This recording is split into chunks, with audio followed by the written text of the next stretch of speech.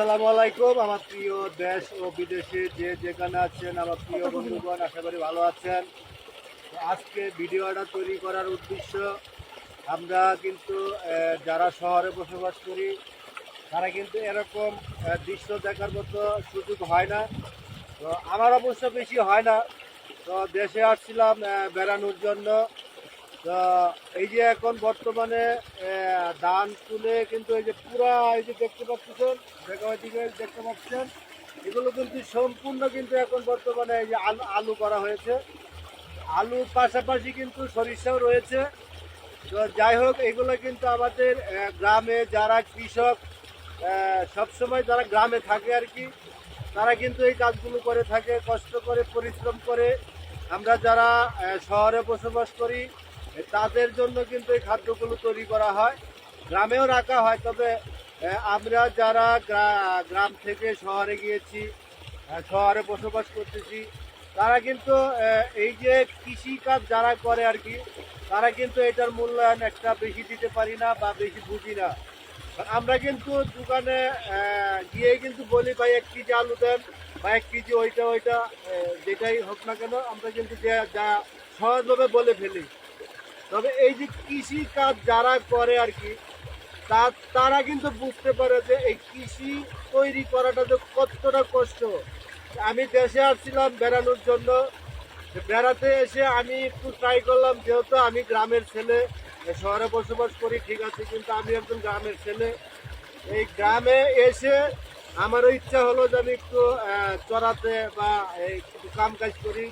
তবে কাজ করতে পারি ঠিকই, কিন্তু আগে যেরকম করতে পারতাম বা গ্রামে যে লোকগুলো সহজ সরল যারা কৃষিকাজ করে থাকে আর কি অল টাইম, তারা যেভাবে কাজগুলো করতে পারে সহজে, আমার দ্বারা কিন্তু এতটা সহজ হয় না। কারণ আমরা কিন্তু এই বিষয়টা কিন্তু এখন অভ্যস্ত না। যদি এক সময় ছিলাম যখন গ্রামে বসবাস করতাম, তখন কিন্তু এটা অভ্যস্ত ছিল। তবে এখন আমরা গ্রামে বসবাস করি না বিদায় আমরা কিন্তু এটার থেকে অভ্যস্ত না।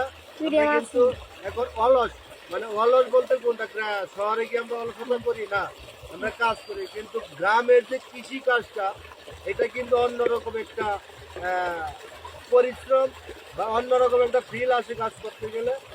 কাজ করে অনেক আনন্দ লাগে। শহরে যারা বসে থাকেন বা কাজ করেন, বসবাস করেন, আমি বলবো আপনারা এই সুন্দর গ্রামীণ দৃশ্য দেখার জন্য মাঝে মাঝে কিন্তু আপনারা গ্রামে আসবেন। গ্রামে আসলে কিন্তু এরকম সুন্দর দৃশ্য দেখতে পাবেন। এটা কিন্তু ডিপকল, এই ডিপকল থেকে পানি উঠে কিন্তু আমরা এই সম্পূর্ণ খেতে বা চড়া দেওয়ার জন্য, এটা কিন্তু ডিপকলটা, আমি ডিপকলের পাশে এখন বসে আছি। তো আপনাদের কাছে আমার রিকোয়েস্ট, এই শীত হোক আর বর্ষা হোক, আপনারা কিন্তু গ্রামে আসলে কিন্তু অনেক সুন্দর সুন্দর দৃশ্য দেখতে পারবেন। কারণ আমরা গ্রামের মানুষ, গ্রামকে ভুলে গেলে হবে না ভাই।